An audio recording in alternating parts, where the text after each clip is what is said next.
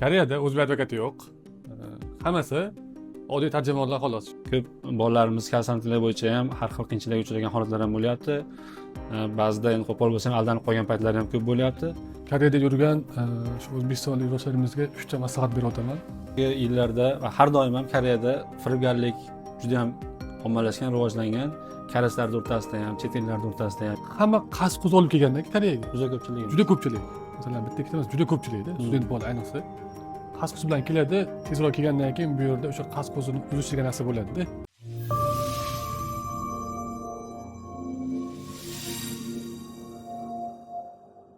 Assalomu alaykum qadrli vatandoshlar. Biz Rightway jamoasi Koreyadagi vatandoshlarimiz uchun manfaatli bo'lish uchun Koreyada uzoq yildan beri yashab kelayotgan, tajribaga ega, korean pasportini ko'rgan vatandoshlarimizni yig'ib podkast qilishni yo'lga qo'ydik. Bugungi birinchi mehmonimiz Koreyada bir necha yildan beri yashab kelayotgan, ko'plab tajribaga ega, tarjimonlik va boshqa ishlar bilan shug'ullanib keladigan do'stimiz Jongir G'aniyev. Jongir, xush kelibsiz. Assalomu alaykum. Rahmat taklif uchun. Avvalo o'zim tanishtiradigan bo'lsam, ismim Jahongir. Koreyaga birinchi detour vizasi bilan kelganman, ya'ni til kursiga. Shu yerda bakalavr, magistraturani shu yerda o'qib, hozirda biznes faoliyatini olib boryapman, ya'ni biznes vizada. Bundan tashqari tarjimonlik qilaman, ya'ni advokaturalarda tarjimonlik qilib yuramiz. Bir narsani aytib o'taman. Koreyada o'zbek advokati yo'q. Hammasi oddiy tarjimonlar xolos. Shuning uchun ham kimdir o'zbek tarjimonman, advokatman deydigan bo'lsa, ishonib yurmaydi. Shu. Jahongir bo'lmasa, birin-ketin sizga tayyorlab qo'ygan savollarimiz bor. Shularni birin-ketin sizga berib boramiz. O'z faoliyatingizdan kelib chiqib, har xil keyslar bilan do'stlarimiz yo'l qo'ygan xatolar, Koreyadagi asosiy muammolar, Koreyaga kelishdagi, nafaqat Koreyaning ichidagi hayot tarzidagi har xil muammolarni ko'pchilikka dars bo'lish uchun aytib o'tishga harakat qilamiz. Birinchi savolimiz, avvalo Koreyaga kirib kelishda ko'p do'stlarimiz hozir 100 mingdan ortiq o'zbekistonlik Koreyada yashab kelayotgan bo'lsa, asosan 15-20 ming o'rtasida 7-9 vizasi bilan, yana bir 15-20 ming o'rtasidagi naqalar vatandoshlarimiz talaba vizasi bilan yashab kelishadi. Xabaringiz bor. O'zbekistondan kirib kelishda do'stlarimiz tanlovni qanday qo'yishlari kerak? Ya'ni ko'pchilikda hozir kutuvlar noto'g'ri bo'lgani orqasidan ko'p qiynalib qolayotgan talaba do'stlarimiz ham juda ham ko'p. Tanlovni qanday qilish kerak? 7-9 viza yokida talaba vizasi. Maqsadlarga qarab qanday tanlov qilish kerak O'zbekistonda? Endi men o'zimning tajribamdan kelib chiqadigan gapiradigan bo'lsam, birinchi o'rinda 7-9 viza, bu ishlash uchun berilgan viza hisoblanadi Koreyada, ya'ni bu yerga kirib ishlab chiqarish yoki xizmat ko'rsatish sohalarida ishlashingiz mumkin. Student viza bo'ladigan bo'lsa, bu yerga kelib o'qishingiz kerak. Endi O'zbekistondan kelayotganlarga mana o'zim shaxsiy tavsiyam, birinchi o'rinda qaysi yo'ldan ketish. Agar o'qish rostdan Koreyaga kelib, masalan, bakalavr, magistraturami, doktoranturami yo podkursmi qaysi biri bo'lsa ham maqsadingiz o'qish bo'ladigan bo'lsa, o'qishga kelishga maslahat beraman. Agar ras ishlagandan kelmoqchimisiz, 7-9 viza bilan keling. Endi buni minuslarni aytadigan bo'lsam, 7-9 vizaning minus tarablari faqat kelib ishlaysiz. Buni shu minusi bor xolos, faqat ishlaysiz.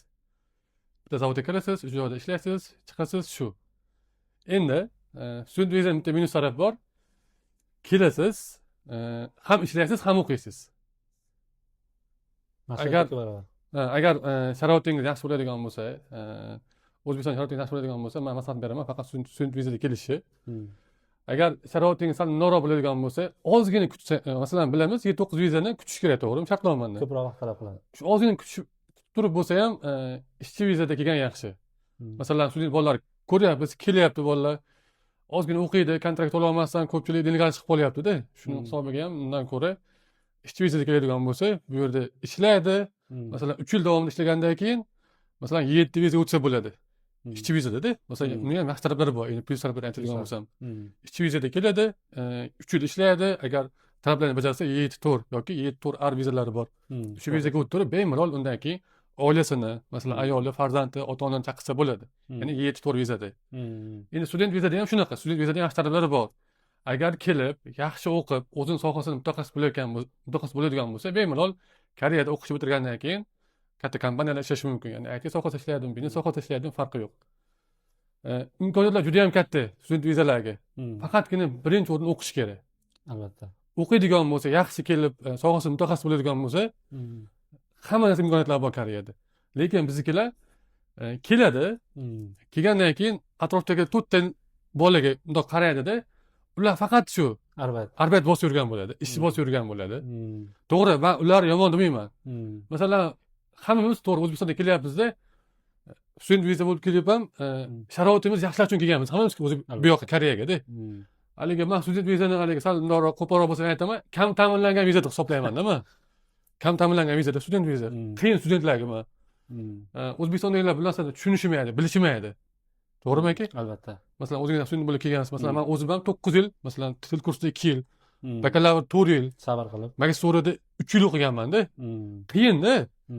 Kechqurun ishlab, kunduz o'qishingiz kerak. Keyin bo'ldi, O'zbekistondagi ota-onalar ham men iltimos qilgan bo'lardim. Koreyada farzandingiz o'qiyotgan bo'lsa, iloji bo'lsa, uni hech qanaqa bir haligi talab qo'ymang unga. Hech qachon qo'shnidan o'g'lisiga solishtirmang. Mani qo'shnim o'g'lisi 3 million jo'natyapti, 4 million jo'natyapti, unga gaplar qilmang. Bu narsa bu yoqdagi noto'g'ri ta'sir qiladi-da, shu tomoni bor. Hayotga ta'sir qiladi. Endi bu yoqqa qaytadigan bo'lsam, student vizani yaxshi taraflari bor, juda ham yaxshi o'qiydigan, yaxshi o'qib turib, masalan, student vizadan keyin D9 vizalar bor, business viza, D8 vizalar bor, ular ham kurslari bor, aytyapman. Odam o'zi imkoniyatini ko'ra olmaydi.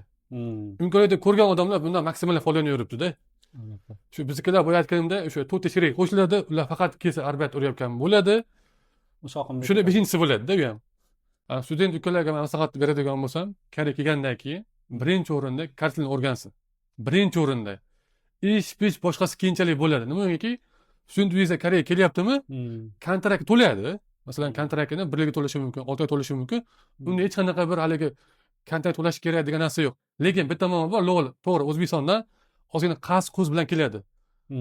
Bu aytganimda O'zbekistondan Koreyaga kelayotgan studentlar haligi bir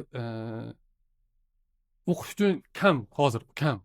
Juda ham kam. Hammasi shu o'qib, ishlab, sharoitini yaxshilash uchun kelyapti, lekin mayli, hamma sharoitni tushunaman. Hammaning sharoiti sal bundoqroq.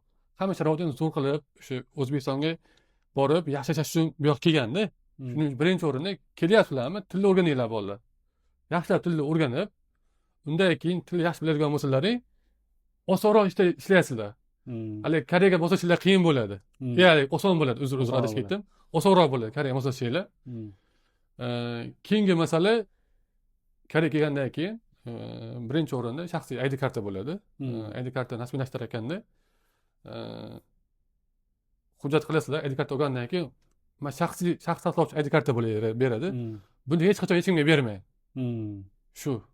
Albatta, Jahongir, hamma fikrlaringizga qo'shilaman. Vatandoshlarimiz talaba vizasi bilan keladigan bo'lsak ham, ishchi vizasi bilan keladigan bo'lsak ham, albatta birinchi o'rinda o'z maqsadlarimizni to'g'ri belgilab olib, talaba vizasi bilan kelgan do'stlarimiz, siz aytmoqchi, eng kamida 6 oy, 1 yil yoki 2 yil koreys tilini yaxshilab o'rganib, o'ziga fundament yaratib olsa, Koreyadagi hamma hayoti, kelajagi ham osonroq ketadi va 2 yil, 3 yil bir mutaxassislik bo'yicha o'qib ta'lim oladigan bo'lsa, yaxshi kompaniyalarga kirib, ishlab, o'zi uchun yaxshi karyera qilish imkoniyati tug'iladi. Albatta, tanlovda adashmaslik, atrofidagilarga qarab xulosa chiqarmaslik, o'zini to'g'ri maqsad yo'lida ketsa, menimcha katta yutuqlarga erishish imkoniyati bor. Keyin albatta xabaringiz bor, Koreyaga kirib kelishda do'stlarimizda oxirgi yillarda qanaqadir kutuvlar ancha o'zgargan yokida Koreyadagi hozirgi sharoit oldingi yillardan nisbatan ancha o'zgarganligi bois, balki O'zbekistondan kelayotganlari kutuvlariga mos kelmayotgan holatlar ham juda ko'p uchrayapti, bilishimcha. Keyin o'rtadagi konsaltinglar. Ko'p bolalarimiz konsaltinglar bo'yicha ham har xil qiyinchiliklarga uchragan holatlar ham bo'lyapti. Ba'zida endi qo'pol bo'lsa ham aldanib qolgan paytlar ham ko'p bo'lyapti. Kutuvlarni Koreyaga kirishdan oldin qanday qo'yish kerak? Koreyaga kelmoqchi bo'lgan talaba yoki ish vizadagi do'stlarimiz, umuman vatandoshlarimiz va konsaltingni qanday tanlashlari kerak, qanday konsaltinglardan qochish kerak? Ehtiyot bo'lish kerak. Ularni aldayotganlarni ular qanday farqlash mumkin? Birinchi o'sha kutuvlar, qanday kutuvlar bilan kirib kelish kerak Koreyaga? Ya'ni keyingisi konsaltinglar bo'yicha o'zlariga qanaqa tanlov qilish kerak? Men konsalting haqida gapiradigan bo'lsam, hozir mana bilyapmiz. Biz kelgan paytda biz o'zimiz universitet orqali primo topshirib kelardik. Hozir konsaltingga bo'lib qo'ygan studentlar, to'g'rimi? Universitetlar olmayapti. Universitetlar primo hujjat qabul qilmayapti. Oldin unaqa emasdi. Hozir shunaqa qilib qo'ygan. Endi O'zbekistondan Koreyaga kelayotgan odam konsalting tanlayotgan nimaga e'tibor berish kerak? U O'zbekistondan anaqa ro'yxatdan o'tganmi? Keyingi masala, masalan, konsultantliklar shartnoma qilgandan keyin shartnoma talablari, masalan, shartnomaning shartlari bo'ladi-yu. Nimalar bajardi? Nimalar bajariladi? Masalan, u yerda yotoqxonasi bormi, kutib olish xizmati bormi? O'shalar hammasini bitta-bitta ko'rib olish kerak. Yana bitta narsani aytaman, konsulting Koreyaga kelib sizlarga ish bilan ta'minlamaydi. Shuni esdan chiqarmanglar. Ish bilan ta'minlamaydi. Endi keyingi masala, masalan, bu yerda hujjatlaring qabul qilindi.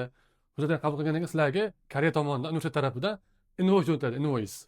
Shu invoice ichida sizlar ma'lumotlaring, kontrakt summasi bo'ladi. Keyin eng pastida universitet o'zining foto raqami bo'ladi. O'sha narsaga yaxshilab e'tibor beringlar. Hech qachon haligi u yerda shaxs ismi bo'ladigan bo'lsa, umuman pul o'tkazmanglar. O'zbekistondagilar. Bu narsani yaxshilab esga chiqarmanglar. Bu narsa juda ham muhim. Yaqinda bitta kes bo'ldi aka, oddiy misol qilaman. O'tgan yili O'zbekistondan bir 15 ta bola bitta universitetga hujjat topshirishgan. Kontraktlarini bitta karsga tashib berishgan hammasi. 10 ta bola o kars to'g'ri pulni universitetga o'tkazib bergan. Lekin mana pulni qaytarish kerak bo'lganda, universitet hali karsga pulni qaytarib berganda, lekin bu bolalarga pulni qaytarib bermagan umuman. Kars qaytarib bermagan. Endi hozir bunaqa kes juda ham ko'p. Ya'ni O'zbekistondan to'g'ri, masalan, bitta momo bor, O'zbekistonda 2000, 3000, 4000, 5000 dollar pul topish oson emas aka. Albatta. Juda ham qiyin-da buni. Masalan, hammamiz haligi undan qarz olib, amerikan bundan balobatlardan qarz olib kelamiz bu yerga xas-xus qilibdi. Shuning uchun ham bunda haligi maksimalni foydalangan mashkalar ko'p juda ham. Mashinniklar juda ham ko'p. Shulardan ehtiyot bo'linglar. U koreys bo'lsa ham, o'zbek bo'lsa ham farqi yo'q. Shuning uchun ham albatta universitet bilan shartnoma invoice ko'rdinglarmi, bankka borib, bemalol tekshirsalar bo'ladi. Rasmiy yoki Koreya tanishlaring bo'ladigan bo'lsa, mana shu invoice haqmi, mana shu invoice'dagi shot raqam universitetnikimi, universitetniki emasmi yoki shu universitetda shu joyda telefon nomeri ham bor, faks nomeri ham bor, emaili ham bor. Yozib ko'rib, mana shunaqa invoice keldi menga, shu haqiqiy haqiqiy emasmi bilib, bemalol pul o'tkazsalar bo'ladi. Keyingi masala konsulting, masalan, ko'ryapmiz internetda, ayniqsa Instagramlarda marketing uchun Koreyada 5000 topsa bo'ladi bir oyda, 3000 topsa bo'ladi deb student bolalari qulog'iga yoqimli gaplar gapirishyapti-da, O'zbekistondagi bolalar. Bu narsa qarasa O'zbekistondagi bola buni eshitayapti-da. Koreyaga borsam 2 oyda jentira olaman, 1 oyda uyimni qivat qilaman degan narsalar bo'lyapti-da, xayollar bo'lyapti. Mana Koreyaga kelgandan keyin ko'radiki, unaqa emas. Haqiqiy real Koreya Instagramni ko'rgan Koreyaga o'xshamaydi. Shuni esdan chiqarmaylar. Haqiqiy real Koreya u qiyinchiliklar bilan, mana Koreyada yurganlar ko'ryapsizlar-ku, Instagramda haligi so'l rasmlarini qo'yib, haligi ayga-bayga. Ular ayga-bayga borsa-ki, 1 oyda 1 marta yoki 2 oyda 1 marta boradi xolos u joyga. Orqa fon ko'rinmaydi. Orqa fon ko'rinmaydi. Orqa fonda g'irt kam ta'minlangan baylik studentlar hammasi. Bechara. Baylik ko'rgan odam unga rahmatga ketadi. To'g'ri, bu deganim haligi bir o'zini bechara ko'rsatmaydi, prosta qiyin. Oson emas. Bolalar Koreyaga mana student bo'lib kelyapti, bo'lyaptimi? Student bo'lib kelyapti. Ish yo'q. Student bolalar birinchisiga pochtaga chiqish kerak. Pochtadan masalan sovuq bo'ladi, ish qiyin bo'ladi. Ishdan chiqib darsga boradi. Bu oson emas-da. Shuning uchun ham iloji boricha haligi O'zbekistondan kelayotganlar bu yerda Koreyaga bo'lib, bir yilda kutularni to'g'ri qo'yish. Kutular to'g'ri qo'yinglar. Hali bir yilda men katta pul topib ekanman, jentira ekanman, uyimni 2 qavat qilib ekanman degan gaplarga umuman ishonmanglar. Instagramda hammasi yolg'on. Real Koreya umuman boshqacha. Shuning uchun ham boya aytdim-ku, Koreyaga kelyapsizlarmi? Birinchi o'rinda maqsad to'g'ri qo'yinglar. Koreysni yaxshilab o'rganinglar birinchi o'rinda. 1-2 yil. 6 oymi, 1 yilmi farqi yo'q aka. Ishga chiqadigan bo'lsalaring ham koreyslarni Koreyada qancha yaxshi bilsanglar, shuncha oson yashaysizlar. Bo'lmasa sizlarga Koreya hali qiynab tuyulaveradi. Albatta. Nuqul Koreyani yomonlab yuraverasizlar undan keyin. Shuning uchun ham mana O'zbekistonda turgan paytlaringda Koreyaga kelishdan oldin vaqtlaring bor, imkoniyatlaring bor. Faqat pul topaman, u qilaman, bu qilaman deb yuravermasa, Koreyaga kelib bemalol Koreyaga kelishdan oldin deganim, Koreyaga kelishdan oldin tilni o'rganinglar yaxshilab. Keyin kelib o'zlaring eplasalaring bo'ladi. Ya'ni mustaqil hayotga qadam qo'yasizlar. Keyingi masala Koreyadagi amakimni o'g'li, alakimni tanishi deganlarga ishonmanglar. Men o'zim Koreyaga kelsam kutib olaman, ish qilib beraman deganlarga umuman ishonmanglar. Bizda ham shunaqa bo'lgan. Tanishlarimiz bizga masalan, Koreyaga kelaver, o'zim senga ish topib beraman, o'qib beraman, bu qilib beraman degan yo'q. Koreyaga kelgandan keyin telefon qilamiz yo'q. To'g'ri. Ular ham tushunaman-da. O'zini muammosi yetarli. Koreyada hammaning muammosi o'ziga yetarli. Koreyaga qadam qo'ydingizmi, bo'ldi, siz mustaqil shaxssiz. Bundan keyin o'zingizni arabangizni o'zingiz tortishingiz kerak. hech kimdan hech narsa Hech kutmaslik. kimdan hech narsa kutmaslik kerak. Hech kimdan hech narsa kutmaslik kerak.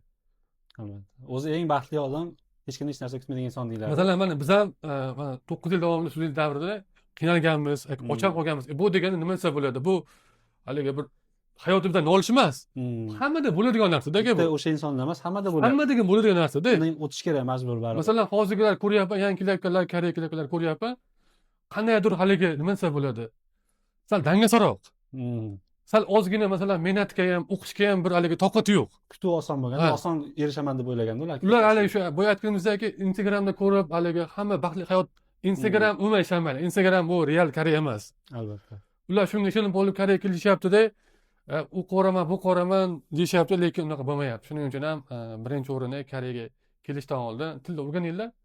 Kelib turib, sizlar IELTS bo'yicha kelsanglar ham tilni o'rganinglar, koreys tilini. Kelib. Ingliz tilida keladigan bo'lsalar ham koreys tilini bilish kerak. Balki kelsanglar haligi anaqa bir Hagwon o'quv markazida ishlayapti ekan, tanishim, unaqa qilyapti ekan, ingliz tilida ish bor ekan demanglar.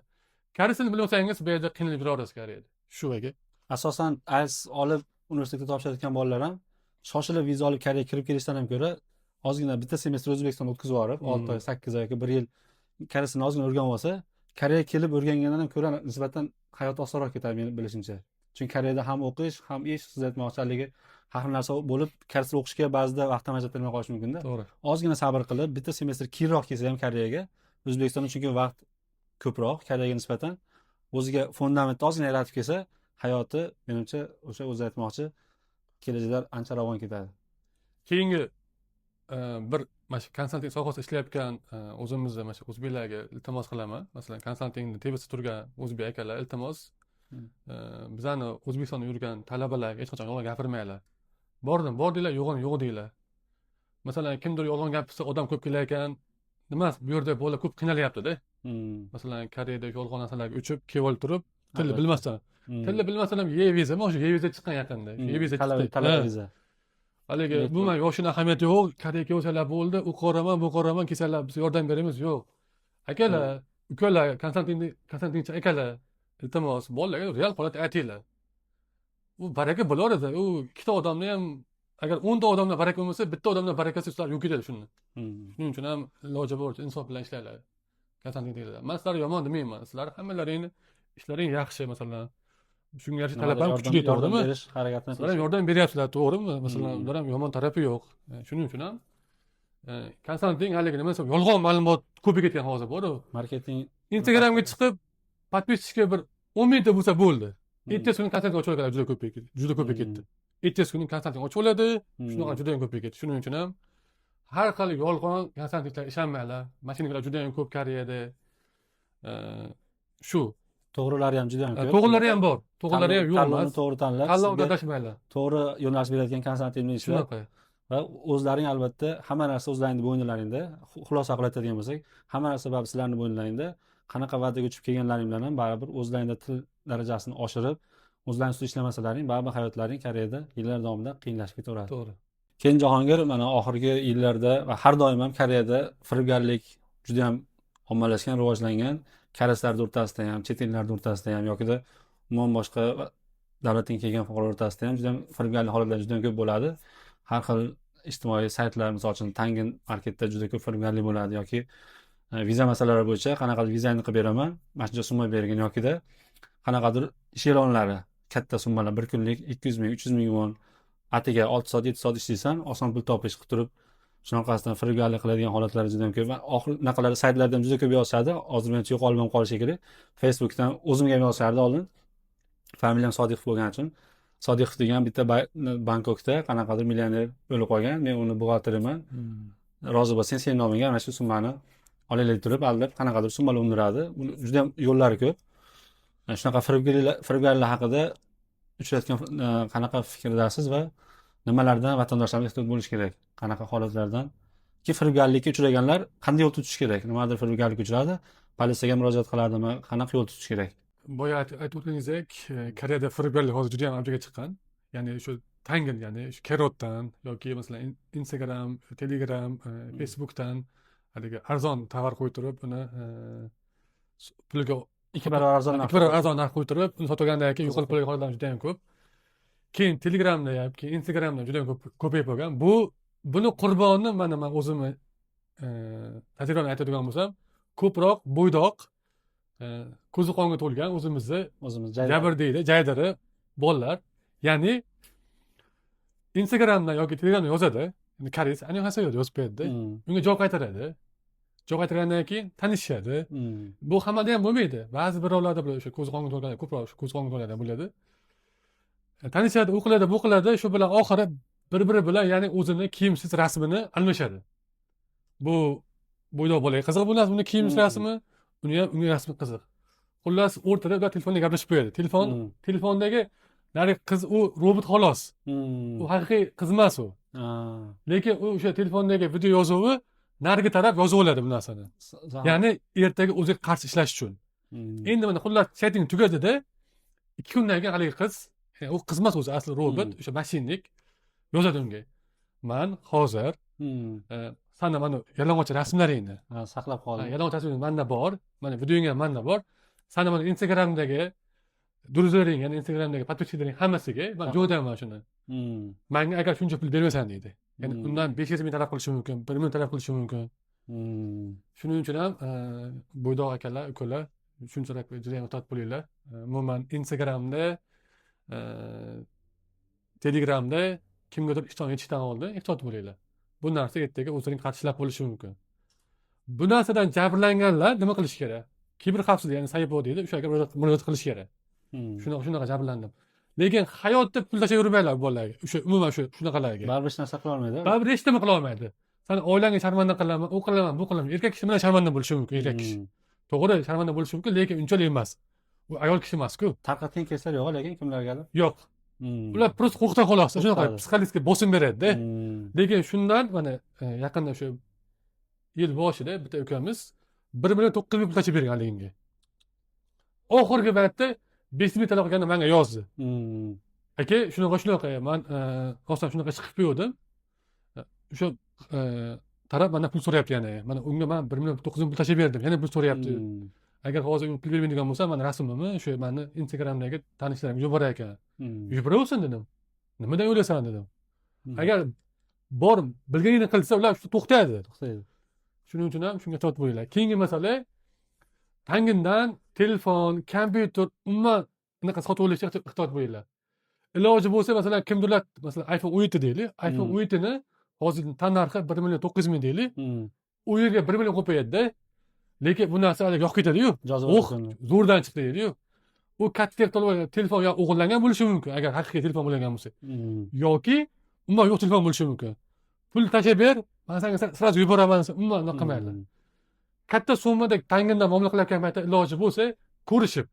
To'g'ri, telefon olasizlarmi, kompyuter olasizlarmi, mashina olasizlarmi, nima olsalaring ham ko'rishib hal qilinglar.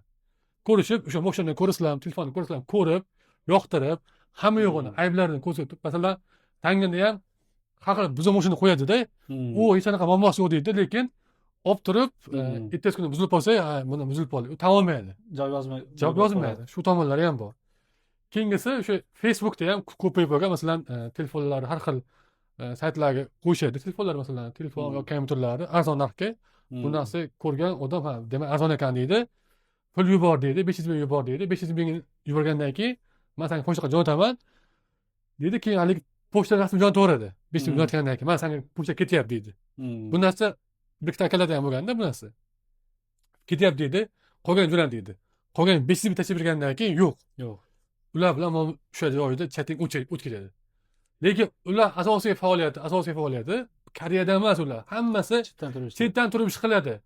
Koreyada shingo qilsalaring ham, shu kiberxavfsizlik aytdimmi? Kiberxavfsizlikka bir shingo qilsalaring ham ular topa olmaydi. Ayniqsa Telegram, Facebook, Instagramlar. Endi to'g'ri mana tangindagi mana karslarni topish mumkin. Lekin sal qiyinroq bo'ladi-da. Shuning uchun umuman shunaqa hollarga duch kelmaslik uchun men ko'zingiz qonga to'lgan bo'lsa ham, men haligi shunaqasini qo'yingiz kelayotgan bo'lsa ham, umuman narsalarga qilmang. Agar mo'mol shu narsani qilib qo'ydingizmi, pul talab qiladigan bo'lsa, umuman pul bermang ularga. Shunaqa. Kimdir begona odam yozayotgan bo'lsa, ular qanaqadir maqsadda, pul undirish maqsadida baribir notanish insonlar bejiz yozmaydi. Baribir asosan nima undirish. Yana bitta misol qilaman. Firibgarlik bu odamlari ichida ham bo'lishi mumkin. Ya'ni Hmm. hozir ko'pchilik mana bolalar Koreyaga kelishyapti, studentmi, ishchi vizami kim bo'lsa ham klublarga borishadi. Hmm. Klublarga borganda klublarda shunaqa mashinalik koreyslar ham bor. Qizlar. Hammasi ham emas, ba'zi birlar. Ya'ni Hmm. ularga shunaqa sodda, hech nimani tushunmaydigan bolalar ko'proq qiziqdi aka ularga. Hmm. Masalan, yaqinda ikkita student bola Hmm. klubga borishgan. Klubga borishganda shu o'ynayotgan paytda undan kars qilsa o'tgan nimadir qilganda, Hmm. xullas shu joyda qiz po'palang qilib yuborganda, Hmm. mani haligi orqam Tegajog'lik- o'shada orqam tegajog'lik tegajog'lik qildi deb. Koreyada bilamiz, tegajog'likka juda ham jiddiy qaraydi. Lekin kameradan yaxshilab tekshirib ko'rilsa, tegajog'lik rosa ishqalanganda u qiz. Hmm. Demak, ishqalangan bo'lsa, bu narsa ularga bo'yni qo'yilishi mumkin. Ha, u qiz tomonidan. Ha, reaksiya shuning uchun ham bunday qizlar juda ham ko'p Koreyada. Umuman unaqa joylarga bormaslik maslahat beraman. U joyga borsanglar ham juda ham ehtiyot bo'linglar. Juda ham ehtiyot bo'linglar. Shunaqa mashinadagilar ko'p. Ayniqsa to'g'ri, masalan, bordilaring, qiz bilan tanishlaring, yana bitta misol qilaman. Qiz bilan tanishlaring. Ular bilan endi bu narsa juda ham sal yomonroq bo'lishi mumkin, lekin motel bo'l, masalan, motelga ham, hotelga ham borishadi qizlar bilan. Qizlar bilan o'sha borgandan keyin, sal yotib turgandan keyin qiz bola o'zidan o'zgarib qoladi. Hmm. Nima uchun? Unga pul kerak bo'ladi. Bu chet ellik narsani tushunmaydi-ku, to'g'ri? Bu juda yaxshi biladi, qiz pul Ha. berish mumkinligini yaxshi biladi. Pul uchun yaxshi biladi u. Hammasi ham emas, ba'zi birlar borda shunaqa juda ham endi Hmm. bizni kesimizda, juda tajribamizda bo'lgan. Xullas, bir akamiz shunaqa internet orqali bitta qiz bilan tanishganlar. Ko'rishgan. Bu joyda ko'rishganda akamiz 7-9 ishchi viza bo'lganlar-da. Inson soddaroq bo'lganlar. Internetda tanishgan, bo'ldi, shunday ko'rishamiz deyishgan, ko'rishgan haligilar. Xullas, ovqatlanishgan, undan keyin joy hotel, ya'ni motelmi shu qayerdir borishganda. Hmm. Borib, turib, o'sha nima ish qilayotgan bo'lsa, o'sha yerda zino deydimi, o'sha zinoni qilishgan. Hmm. Ko'proq bo'lsa aytaman, endi zino Hmm. qilishgan. O'sha kechasida qiz o'zidan o'zi turib turib, to'palak qilishni boshlagan. Voydod bu meni zo'rladi, u meni u qildi, bu qildi deb politsiyani chaqirib yuborgan shu o'zidan. Hmm. Aka qochib ketganlar, bundan qo'rqib turib. Hmm. O'zi bunaqa holat zo'rlashga kiradimi? Yo'q. Kelishuv asosida borgan Yo'q. bo'lsa. Habi Kangi deydi. Bu Habi Kangi hech qachon zo'rlashga kirmaydi. Ya'ni politsiya ham nima desa bo'ladi? Bitta ish o'chayotganda, bitta ish ko'rayotgan paytda sizni eshitadi birinchi. Jabrlanuvchini eshitadi. Hmm. Undan keyin o'sha kimga o'shanaqa qo'yilgan bo'lsa, uni chaqiradi.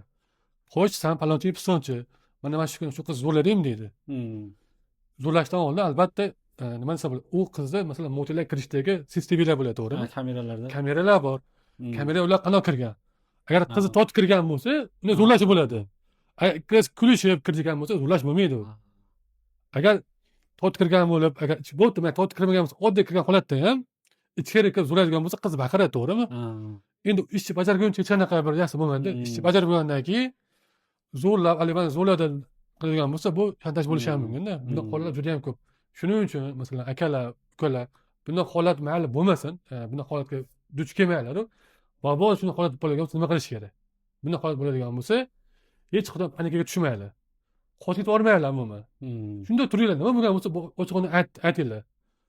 Agar u sizlarni yolg'on shantaj qilayotgan, shundan javobgarligi bor. U unaqa qizni o'zi Ha. javobgarligi bor.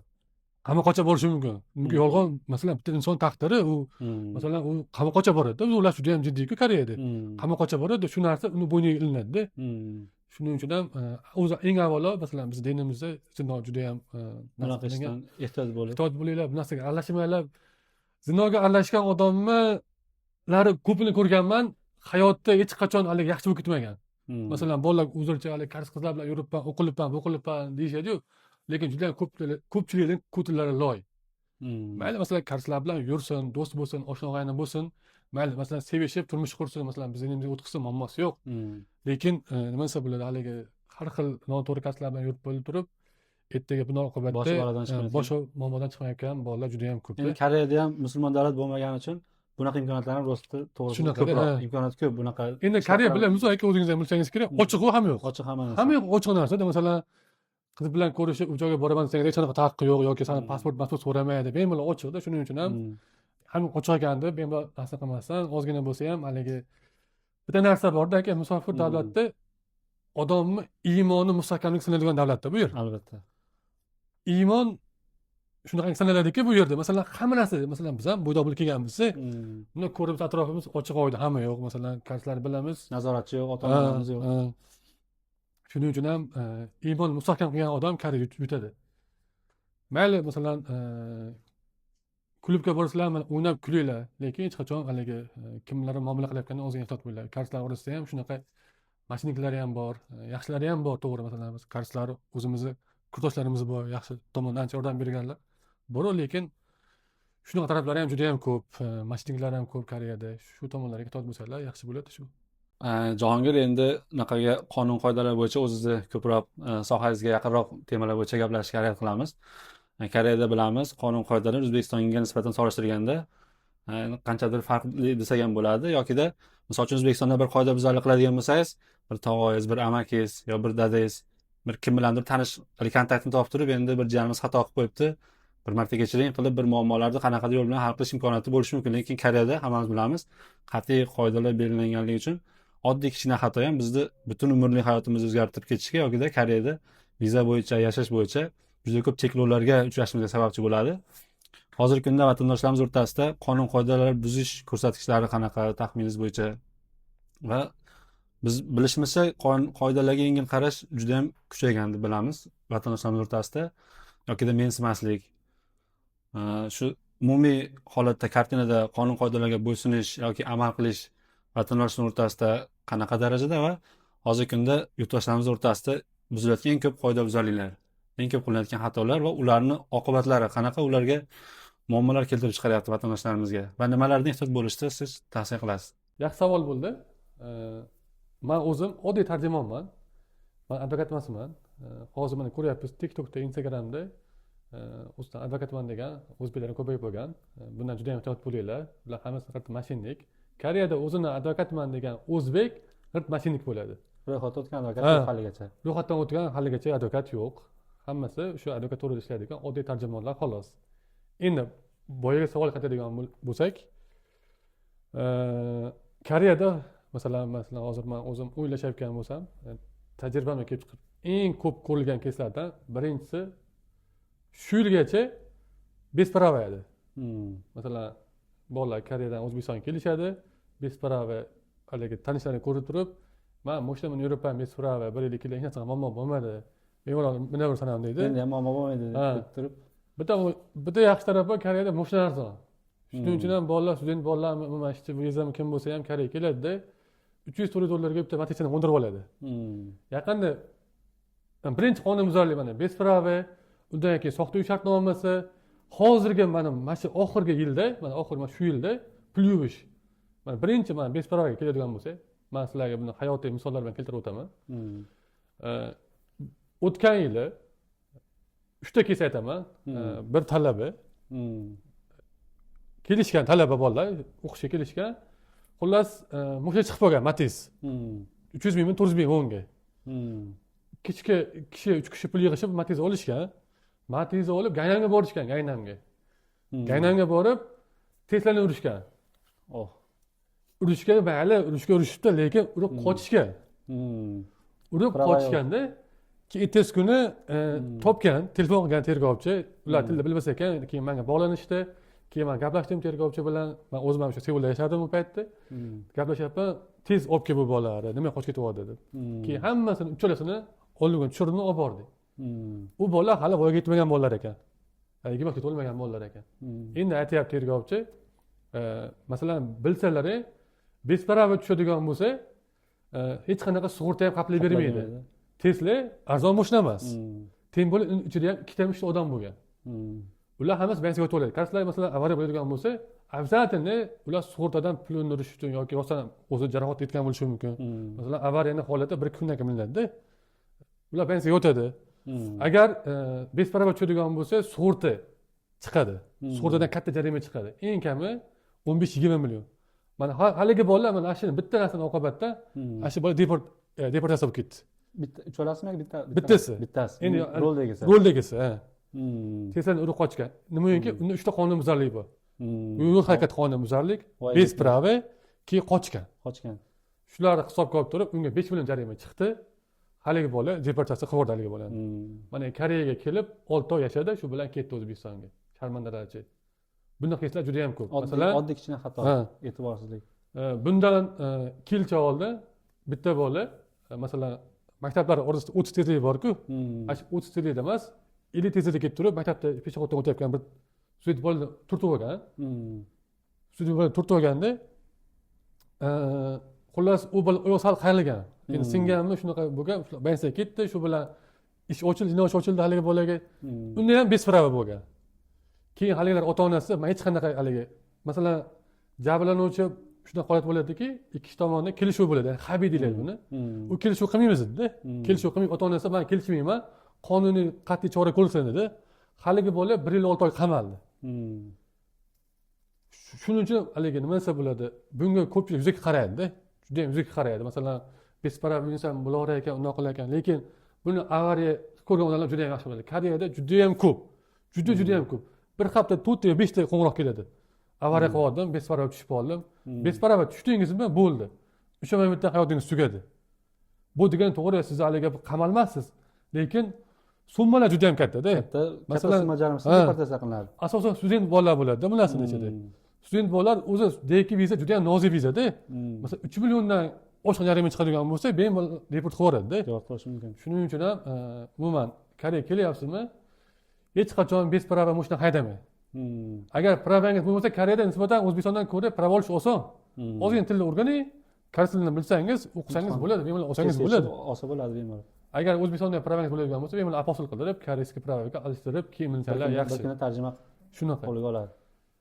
Ko'za kunda emas, kunda sinadi deb aniq qilinadi baribir. Chunki endi baxt hodisa hammada ham bo'ladi, lekin biz baxt hodisaga uchraganimizda qo'limizda pravamiz bo'lsa, sug'urtamiz bo'lsa, bu bizni qanaqadir muomalani saqlab qoladi baribir. Endi bundan hech kim kafolatlanmagan, ko'chada baxt hodisadan hech kim kafolatlanmagan, bu bo'lishi mumkin, lekin biz shunaqa holatda pravasiz bo'lib qoladigan bo'lsak, hamma mas'uliyat, hamma anaqa bizni bo'ynimizga qolib ketadi. Agar siz aytmoqchi qarshi tomon kelishuvga rozi bo'lmaydigan bo'lsa, katta jarima bilan qisqa vaqtda deportatsiya bo'lib, Koreyada hayoti shu anaqada tugashga majbur bo'ladi.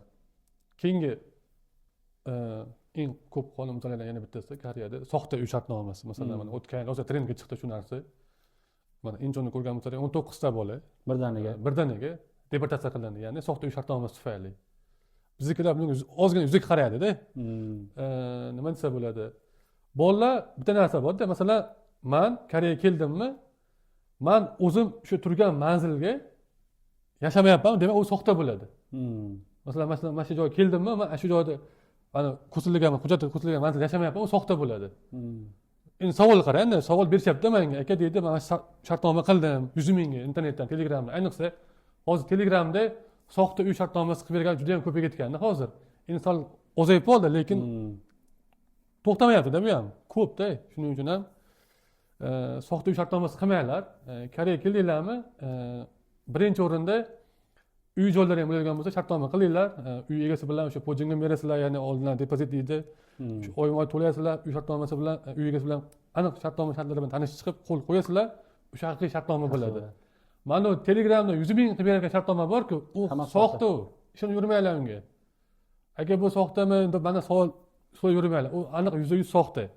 Buning oqibatida 19 tadan tashqari mana Tegoda 10 ta, mana Seuldagi 7-8 ta bola, ular hali bu yoqqa chiqmagan, ommaga chiqmaganda bular. Juda ham ko'p-da. Endi student vizalari, endi bu narsa ko'proq student vizalari orasida bo'ladi-da. Student vizalari aytadiki, aka, qanaqadir o'qish cheklov, uy shartnomaga cheklov bormi? Masalan, men o'qishim hozir Seulda. Uy shartnoma Tegoda. Shuni qilsam bo'lardim. Ha, uy shartnomaga hech qanaqa cheklov yo'q. Student vizalariga. Lekin degan joyi bor.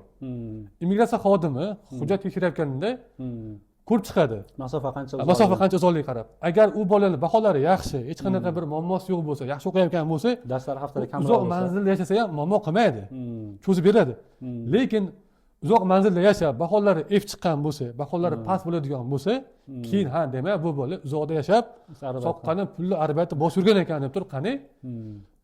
San bor 6 oylik historiyani olib kel yoki 1 yillik historiyani olib kel, bank historiyani. Deydi, shu bilan muammo kirdaligi bo'ladi. Shuning uchun ham to'g'ri, uy shartnomaga hech qanaqa chexan deydi, endi qanaqa muassasa yo'q, lekin universitet atrofida yasha deyishdan maqsad immigratsiyaga shu yashaydigan bo'lsa, o'qishga yaxshi boradi, yaxshi qatnayadi. Borib keladi. Shu uzoq, mayli uzoqda yashang, lekin o'qishlaringiz yaxshi bo'lsa, baholaringiz yaxshi bo'ladigan bo'lsa, muammosi yo'q. Masalan, men o'zim magistratura paytimda o'qishim Tejonda bo'lgan, o'zim Seulda yashaganman. Masalan, men 3 yil davomida mezan ko'targanimda hech qanaqa muammo qilmagan. Ya'ni menda baholarim yaxshi bo'lgan, hamyog'im zo'r bo'lgan, o'qishga borib qattam yurganman, muammosi yo'q, cho'zib bergan mezanni. Lekin yaqin bo'lsa ham, lekin nima desa bo'ladi, mana yaqin ekan, yaxshi o'qimaslik kerak emas. Bu umuman shunaqa bo'lishi kerak-da. Albatta. Endi oxirgi masala pul yuvish.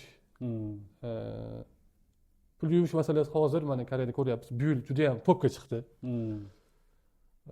Juda ham ko'p. Bitta ikkita emas, 10, 15, 20 dan oshiq o'zbek studentmi, ishchi vizami bolalar qamal ketdi shuning orqasidan.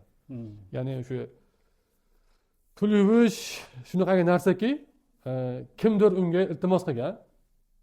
Studentlar bilamiz, nima desa bo'ladi? Kanikul paytida, ayniqsa qish paytida ish yo'q bo'ladi. Ish kam bo'ladi. Internetda, Telegramda ko'rayotgan bo'lsalaring, mana shu pulni chiqarib ber, men senga shuncha beraman degan narsa ularga. Ko'rsatga arbayti degan ular shu narsaga ishontirib, demak, bundan pul topsa bo'lar ekan, oson boy ketayotganman degan narsaga ishonishadi. Pulni chiqarib berishyapti. Shuni oqibatdan hozir juda ham ko'p bolalar 2 yil, 3 yil bundan uzoqroq muddat qamal ketyapti. Hozir juda ham ko'p. Buni oldini olish uchun nima qilish kerak? Bundan oldin bitta narsani aytay. Masalan, bitta o'zimiz ko'rayotgan ish bor. Endi buni men shaxsan ochiqlamayman. Bir bola xuddi shunaqa Telegramda yozishgan kim bilandir. Ish taklif bo'lgan, shunaqa 100 ming dollar chiqarib beradigan bo'lsa, men senga shu 500 ming yoki 1 million pul beraman degan. Qarasaki unga oson narsa. Qandasan pul 30 beradi, 1 million jinoyatga o'xshaydi. 1 million pulni oladi. Shuni qilib, haligilarda salkam 1 milliard 600 ming pulni aylantirib bergan. Keyin oradan bir 6 oy vaqt o'tgandan keyin haligi bolani uydan ushlab ketgan. Hech kim emas, uydan ushlab ketgan. Keyin men telefon qilishyapti-da, boryapman o'zim. Endi advokat olishdan oldin men birinchi uni vaziyatini eshitishim kerak-da, nima bo'lgan asli voqea. Aka deydi, men bilmaganman deydi. Bitta narsa bor-da, qanaqa odam bilmasligi mumkin. Masalan, shotingizga pul kiryapti-da, u qanaqa pulni hech qiziq ko'radi-da, to'g'ri, men ularni hasa qilmayman, lekin ular ham kimdir aytgan, ular pul yuborib bergan, lekin ular ham jinoyatchi-da. Jinoyatchi albatta. Jinoyatchi-da. Qora pullar. Qora pullar-da bular. Bu pullar qanaqa pullar sizlar? O'sha har xil haligi qimorbozi orqali, giyohvandlik orqali kartalar qulatib, haligi internetdan shunaqa qilib aldab olingan pullar-da. Buni o'sha kartalar ustidan yozgan. Shuning oqibatda hozir juda ham ko'p pul yuvish masalasi juda ham ko'payib ketgan. Shunga aytaman, iltimos qilaman, o'sha O'zbekiston, Koreyaga kelgan o'zbekistonlik talabami, qancha qiyinchilik vaziyatda bo'lsa ham, qancha qiyinchilik bo'lsa ham, ozgina bo'lsa ham ter to'kib ishlaylar. Oson pul yaxshi, hammaga ham yoqadi, lekin buni javobgarligi juda ham yomon, juda ham yomon. Masalan, qamalayotgan bolalar juda ham yosh bolalar-da aka. 20-25 yosh bolalar. Eng yomon nima bilasizmi? O'zbekistonning ota-onasi. Yig'lab telefon qiladi har kuni menga, yig'lab turib. Aka, uka, iltimos, yordam bering, o'g'lim chiqarishga, unaqa. Endi biz ham qonun oldida ojizmiz. Shunaqa. To'g'ri, advokat ishi nima? Men advokat emasman. Shu advokat ishi nima? Unga chiqarayotgan jazoni yengillashtirib berish imkon qadar. Uni oqlab bermaydi. Chunki u jinoyat qilib bo'lgan u. Jinoyat qilib bo'lgandan keyin hech kim sizni oqlab turib, bu olib olganini chiqara olmaydi. Advokat ishi ozgina bo'lsa ham ishni yengillashtirib berish. Lekin shu O'zbekistonda ota-onalarni ko'raman, ko'pchilik yig'lab telefon qilishadi. Masalan, bitta voqea bo'ldi. Bundan 2 yilcha oldin, bu pul yuvish bilan bog'liq emas, sal boshqa ota-ona degan misol aytib o'taman. Bir akamiz shu jinsiy zo'ravonlik oqibatda shu qamalgan 2 yilga Koreyada. Men o'zim tinmay oldin ko'rishga bordim. Haligini onasi buni eshitib turib kasal bo'lib qoldi, juda ham ko'p kasal bo'ldi. Kasal bo'lgandan keyin telefon qiladi menga yig'lab onasi, uka iltimos bor keling, o'g'lim yaxshimi? Ha, men yaxshi deyman. Borib xullas haligi ona nima desa bo'ladi? Kutdi bolasini. Haligi suruga hali 6 oy bo'ldi, hali chiqishiga. Mana hozir 1 oy tugadi, 6 oy bordi. Turli xil kasal bo'ldi. Endi baribir odam siqis kasal bo'ladi-yu. Teng bo'ldi haligi yosh kattamni ko'tara olmaydi-ku. Haligini onasi joylardan bo'lsa olamdan o'tdilar. Endi bu juda ham yomon-da. Bu narsa juda ham yomon. Endi har kuni menga telefon qilib, yig'lab, "Bolam ko'rdingizmi? Undan ko'rdingizmi?" Keyin u narsani yetkazish ham yomon. U bolaga ham. U bolaga, ha. To'g'ri, bolalar mayli to'g'ri jinoyat qilyaptilar.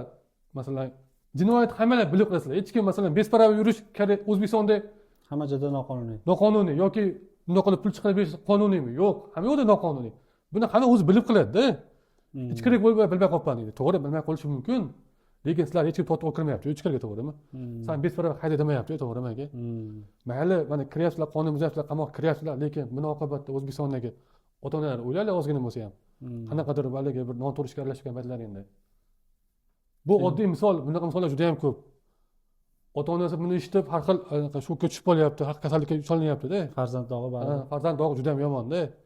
Hammamiz Koreyaga kelyapmizmi? O'qishga keladiganlar yaxshi o'qib, haligi nima desa bo'ladi? Mayli ishlaydi, ishlamaydi demaymiz. Ishlab, ota-onalarga mayli o'sha o'zlarini otsa yordam qilinglar. Ular duosini olinglar. Masalan, ishlagan kelmoqchi bo'lgan, ishlaylar, ota-onalari hajga jo'naylar, o'qinglar, bu qilinglar. Haligi sizlar tomonidan ota-onalar yaxshi gap eshitsin faqat. Yomon gap eshitmasin. Bunaqa hali o'g'lim qamalib qoldi degan narsa bu yomon narsa-da. Masalan, ota-ona masalan o'zimdan oddiy misol qilaman. Men uydagilarim qarindosh urug'manman, tanish bilishga maqtanib yuradi. Men o'g'lim Koreyada o'qidi, men o'qishni bitirib, hozir mana biznes sohada ishlayapti. O'zining narsasi bor, yo'nalishi bor deb maqtanib yuradi-da. Lekin mana qamalgan ota-onachi sig'dira olmaydi o'ziga. O'ziga sig'dira olmaydi. Bu narsa juda ham yomon. Bu narsani ko'pchilik bilinmaydi, tushunishmaydi. Ham masofa uzoq bo'lgani uchun ona sig'dira olmaydi va shuning uchun ham bitta ishga kirayotgan paytda, masalan, besparvo haydayotgan paytda yoki shunaqa pul uchun kirayotgan paytda faqat o'zlarini emas, O'zbekistondagi ota-onalar ham o'ylaydi. Buni oqibat juda ham yomon. Faqatgina men maslahat beraman, yaxshi o'qinglar, ota-onalarga yaxshi gap olib keladigan inson bo'linglar. Erkakmisiz, ayolmisiz farqi yo'q. Akalarim, opalarim iltimos, shu. Imkoniyatlar juda ham ko'p Koreyada. Koreyada imkoniyatlar juda ham ko'p. To'g'ri foydalansa ham imkoniyat yo'q. Endi pul yuvishdan qanday saqlanish mumkin? Masalan, hech qachon o'zingiz tanimagan, bilmagan kartangizdan pul olmang. Umuman tanimagan, bilmagan kartangizdan pul olmang. Masalan, sizni shotingizga adashib kimdir pul tashlab qo'ydimi, sirasiz bankka boring. Ayniqsa katta summa. Katta summa, ayniqsa masalan 50 million, 60 million summa bo'ladigan bo'lsa, 100 million bo'lgan bo'lsa, bankka boring. Menga shu kartadan pul tushdi. Kim ekan deb aniqlashtiring. Tanishingiz iltimos qilgan bo'lsa, haligi shunaqa narsa bo'lyaptiki, adashib tashlab qo'yibman senga deb turib. mana oddiy, bundan masalan, mana shu 2 hafta oldingi bo'lgan keys, bitta joyda ishlab 7-9 vizitdagi bolalar, yoniga tanishi uka yoki aka menga mana pul sanga tushadi, chiqarib ber degan O'zbekistonga. Haligi bola endi 100 tanishku, mayli deb turib chiqarib bergan. Ya'ni u bolalarga O'zbekistonda kreditim bor, O'zbekistonda o'sha oilamni, onamni kimdir kasal deganda, endi haligi bolalar endi tanish, birga ishlaydigan bola, baribir aldamaydi deganda, tashlab bergan pulni, lekin u unga tushayotgan shu pul borku, shu raqam ammo boshqa. Begona odamlar. Begona odam tushgan pul. Haligi bolalar mana yaxshilik qilaman deb pulni tashlab O'zbekiston joyida berdi. Hammasi kartasi blokka tushdi. Hozir shuning orqasidan hozir yugurib yuribdi. Biz politsiyaga borib, birga shingu ham qildik, bankka ham bordik. Endi bank nima deyapti desangiz, bank endi sizlar 3 yilgacha boshqa karta ocha olmaysizlar deyapti. Noqonuniy pul tushgan. Ha, noqonuniy pul tushgan. Bu 7-9 vizaga juda ham qiyin. 7-9 viza bu yerga Koreyaga ishlagan kelgan bular. Ishlab O'zbekiston pul jo'natish kerak. Bu cheklov qo'yib qo'yadigan bo'lsa, O'zbekiston pul jo'nata olmaydi. Kartasi Teng bo'li, Koreyada hayot kechirish ham qiyin. Xuddi shunaqa. Teng bo'li zavodda pul tushadi, to'g'rimi? Naqd pul berish qiyin. To'g'ri, tushunadigan zavod ham bor, lekin tushunmaydigan zavod juda ham ko'p. Shuning uchun ham tanishlaringmi, qarindoshlaringmi, akalaring, ukalaringmi mana pulni tashlab, mana O'zbekiston chiqarib bersa chiqarib yurmanglar umuman. O'ziga qaytarib bersin. O'ziga qaytarib beringlar, bo'ldi. Sizlar katta pul tushdimi? O'ziga qaytarib bersalar. Shunaqa pul borasida hozirgi momentda juda ham topilgan Koreyada, juda ham ko'payib ketgan. Buni oqibatlari masalan kichikroq summa bo'lsa mayli, qamalmasliklari mumkin, lekin qonuniy javobgarligi bor, jarimasi bor. Ertaga masalan student bolalar kartasi pulga tushadigan bo'lsa, ertaga immigratsiyaga borganda biz so'ragan paytda banchot qilish kerak bo'ldi. Banchot qila olmaydi. Shu tomoni bor. Jarima kattaroq chiqadigan bo'lsa, biz cho'za olmaydi. Shu tomoni bor. Shularga ozgina e'tiborli bo'linglar. Shu Jahongir, Koreyadagi qonun-qoidalar, qoidabuzarlik, firibgarliklar, bular haqida ancha gaplashdik. Juda yaxshi keyslar bo'ldi. Juda ham ko'p foydali ma'lumotlar berdim deb o'ylayman. Hozirgacha bularga amal qilsalaring, vatandoshlarimiz albatta kelajakdagi hayotlaring to'g'ri ketishiga sababchi bo'ladi. Endi yana bir narsa borki, moliyaviy savodxonlik haqida ham ozgina gaplashsak, ko'proq ishchi vizadan ko'ra nisbatan talaba vizasidagi do'stlarimizga ko'proq uchraydi. Chunki ularda har 6 oyda, 1 yilda majburiy kontraktlari bor. Keyin Koreyadagi hamma xarajatlar o'zlarining bo'ynida, hamma mas'ul o'zlarining bo'ynida bo'lgani uchun moliyaviy savodxonlik pulini to'g'ri boshqarib yurmasa, bu kontrakt vaqtiga kelib puli bo'lmay qolishi yokida qarzlarga botib ketishi, e, har xil muammolardan bosh chiqmasligi, albatta eng katta ildizi moliyaviy savodxonlikka yetishmasligi yokida o'sha O'zbekistondagi qanaqadir majburiyatlari bor, o'shalarga pul yetkazib beraman deb Koreyada qiyin holatda qolib ketish holatlari. Hozir talaba do'stlarimizga qanaqa maslahatlar bera olasiz? Pulni to'g'ri boshqarish, qanaqadir moliyaviy zaxira o'ziga olib yurish. Chunki bilamizki, arbeit haligi qilib yuradi, ish ko'p bo'ladi, kontrakt vaqtiga oz qolganda qanday aksiga olib ish bo'lmay qoladida, kontraktga pul qilolmay qoladi. Keyin kontraktni kechtirib to'lab vizasidan ayrilib qolgan talaba ukalarimiz ham juda ham ko'p. Shu haqida fikrlaringizni bildirsangiz. Yaxshi savol bu ham. Masalan, biz o'zimiz ham Koreyaga kelib, birinchi bilamiz Koreyaga bo'yatdimi? Hamma qas-quz olib kelganda Koreyaga. Juda ko'pchilik. Masalan, bitta ikkita emas, juda ko'pchilikda, student bola ayniqsa. Qas-quz bilan keladi, tezroq kelgandan keyin bu yerda o'sha qas-quzini uzish degan narsa bo'ladi-da. Iltimos qilaman yana bir marta, ukalar, Koreyaga kelyapsizlarmi? Kimdandir qarz olib kelyapsizlarmi? O'sha insonlarga tushuntiringlar. Men Koreyaga borib, o'zim o'rnimni topib, 5-6 oy qancha muddatdan keyin? Qancha 5-6 oymi, 1 yil, 2 yil vaqt o'tgandan keyin albatta qarzini qaytarib beraman. Qaytarib bermayman deb to'g'ri tushuntirish kerak-da. Nimaiki, mana ko'ryapmiz, Koreyaga kelib bolalar ko'pi shu qarz to'layman deb kontrakt to'lamasdan vizasi отказ bo'lib, delegat chiqargan bola juda ham ko'p-da. Buni haligacha bilmaydigan ota-onalar ham ko'p hali. Bola delegat chiqib qolgan, lekin ayta olmasdan yurgan bolalar ham ko'p-da. Buni biz shuning ichida yuramiz, bilamiz-da juda ham yaxshi. Shuning uchun student ukalar Koreyaga keldinglarmi? To'g'ri, hamma ham O'zbekistonda bo'yatdimi, sharoitni yaxshilash uchun kelgan Koreyaga. Hamma ham O'zbekistonga pul jo'natish uchun kelgan Koreyaga.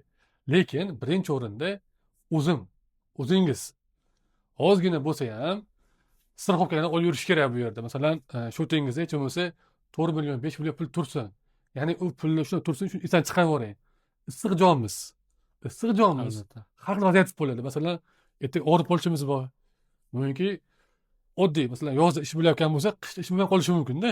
Qishda ish bo'lmay qolgan holatda panikaga tushib qolmaydi-da bolalar. Ayni kontrakt to'layotgan payt panikaga tushib qolmaydi-da. Keyin bemalol shu pullar ishlatib, kontrakt to'lasa bo'ladi. Shuning uchun ham umuman student ukalar keldinglarmi, birinchi o'rinda maqsad chatni tezroq qarzim uzib olish yoki pul chiqarib olish bo'lmasin. Birinchi o'rinda kelib ozgina bo'lsa ham boyatganda tilla o'rganinglar. Zaxiramizni. Keyin ishga chiqadigan bo'lsalar ham pulni ozgina yig'ib turinglar, zaxiraya tursin. O'sha zaxiraya turgan pullar keyin ortadigan bo'lsa, mayli, ota-onaga yordam qilasizlarmi, qarzini uzasizlarmi, bemalol qilinglar. Hech kim sizlar qilinglar demayapti. Demayapti emas, bemalol qilsalar bo'ladi. Lekin albatta etap-etap. Ketma-ketlikda. Oddiy misol qilaman, o'tgan yili bir talaba bu yerga kelgan, kelib turib o'zini ishga urganiga. Masalan, sentyabrda kelyapti-da. Kelib O'zbekistonga ishga kirib olgan. Kelib haligi bolani 1 oydan keyin immigratsiya red paytida ushlab olib ketgan. Oshxonadan. Keyin menga O'zbekistondan uni ota-onasi chiqyapti, onasi yig'lab turib, shunaqa, men o'g'lim o'zi 1 oylik ketuvdi. Iltimos shu immigratsiyaga borib nasib qiling deydi. Endi men mayli hech qanaqa bir haligi bir alohida narsa hisob taqa olmasam, deb turib, endi so'nggi tariqasida bordim immigratsiyaga. Borib gaplashdim. O'zi bilan gaplashdim birinchi. Nima uchun shunaqa bo'lgan desam, aka shunaqa ozgina moliyaviy tarafdan muammoyim bor edi. O'zbekistondan qarz olib kelgandim dedi. Qarz olib kelgandim dedi. Xo'p dedim, uni eshitdimda, keyin unga bir tergovchi bo'ladi immigratsiyada bilsangiz. U bilan gaplashdim. Shunaqa holat ekan, bu ozgina sharoit bo'lmagan ishlabdi. Shunga ozgina ketiringlar. Masalan, oshxona va yoki xizmat ko'rsatish sohalarida agar red paytida qonuniy ruxsat olmasdan ishlayotgan bo'lsa, birinchi marta ketiradi immigratsiya.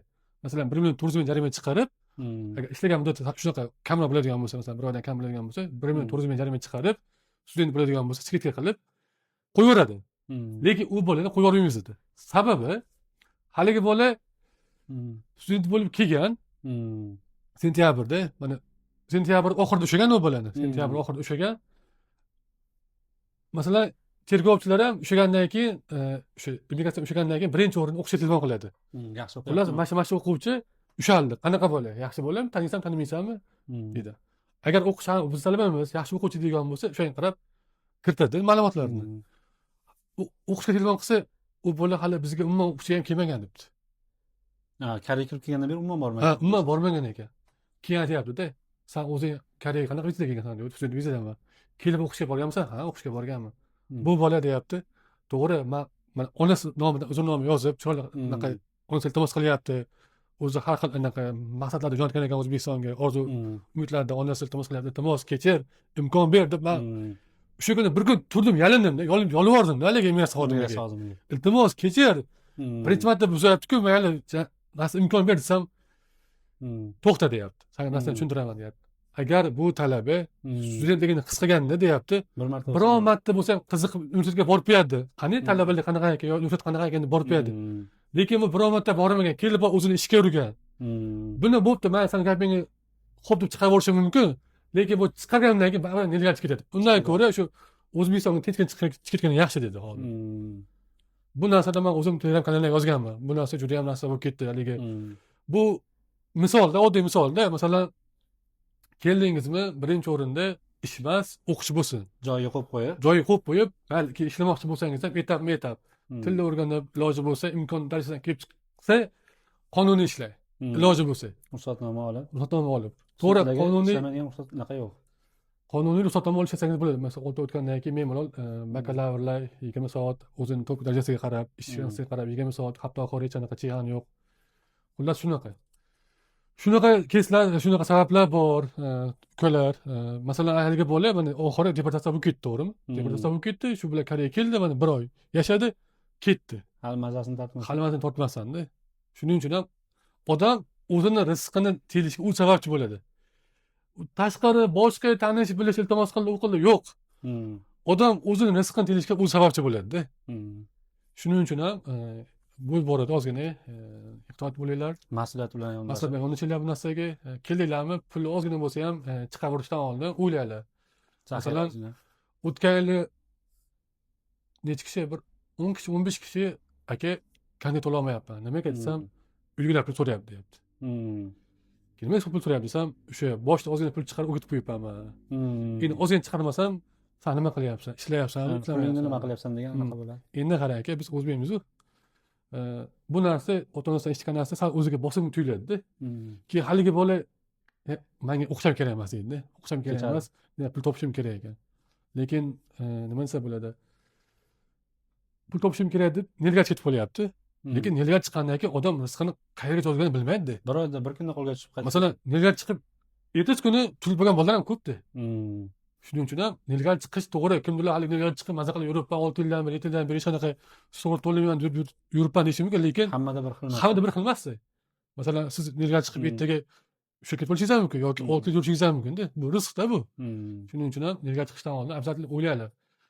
Keyin bo'lib nerga chiqishdan oldin bir narsani o'ylanglarki, O'zbekistonda issiqjon ota-onamiz bor, biz yaqinlarimiz bor, qarindosh urug'imiz bor, bobomiz, buvimiz bor-da. Issiqjonni hamma ertaga kimdir mabodo og'rib qolsa yoki nimadir bo'lgan bo'lsa, nerga chiqqandan keyin iloji yo'q borish kerak u yerga. Yoki shuncha kuzatish kerak bu yerga, ketish kerak-da. Shunaqalar ko'ryapman, men shunaqa bolalar bilaman. Hattoki nerga chiqib turib, o'zini hatto ota-onasi o'sha olamdan o'tganda ham bormagan bolalar ham bor-da. Ko'p-da unaqalar-da. Bitta ikkita emas, ko'p-da. Shuning uchun ham nima desa bo'ladi, o'qishga keldingizmi, o'qing. O'qib, o'sha kontraktni pulni oldindan to'plab yuring, muammo bo'lmaydi. Ota-onalarga ham to'g'ri tushuntirib, men bir 6 oy, 1 yil muddat bersalaring, shunaqa fundament qurib olib, xudo xolasa hamma narsani qilaman degan narsani ota-onalarga ham shu o'rinda.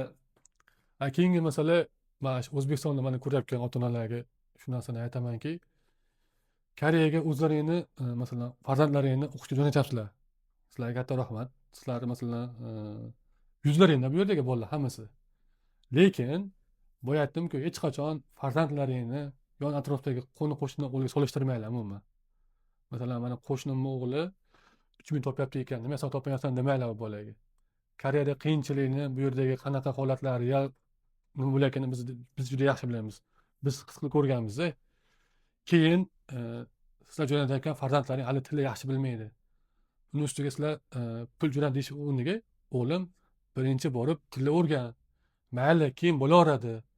Sen o'qi, yaxshi kasb egasi bo'l, keyin pul jo'nat deylar. Unaqa haliga bir anavi student bo'lib borsa ham 3000 jo'natyapti ekan, anavi student bo'lib ketdi 3000 jo'natyapti ekan deb bolalarga psixologik bosim bermaydilar.